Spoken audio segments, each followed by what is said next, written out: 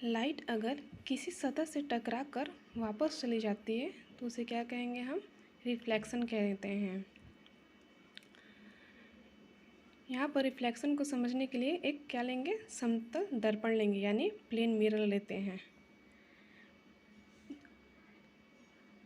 अगर ए से अगर लाइट आती है और समतल दर्पण पर पड़ती है तो क्या कहते हैं? इसे आपतित किरण कहते हैं या फिर इंसिडेंट रे कहते हैं। तो इसे किसे? इंसिडेंट रे को हम आई से बताते हैं। तो ए किरण कहाँ पड़ी? समतल दर्पण पर पड़ी। फिर समतल दर्पण से ये किरण वापस कहाँ चली जाती? वापस लौट जाती है।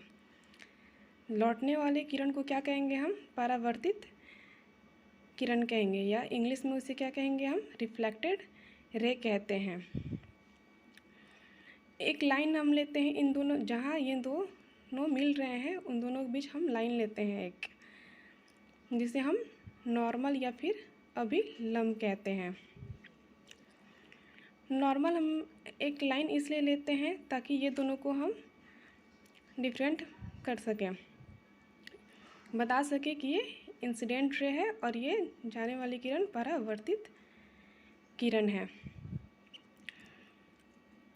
अब ये लाइन ये दोनों के बीच में क्या बनाता है? एंगल बनाता है। नॉर्मल क्या मेज़रमेंट करता है, यानी अभिलंब क्या मेज़रमेंट करता है? एंगल को मेज़रमेंट करता है। तो एंगल तो हमारे यहाँ भी बन सकता है और यहाँ भी, लेकिन यहाँ पर क्या है? अभिलंब है, तो इसलिए ये वाला एंगल कहाँ बनेगा? इस साइड बनेगा। इसे क्या कहेंगे हम? एंगल आई कहेंगे, और इस साइड का एंगल क्या कहेंगे? आर कहेंगे। एंगल आई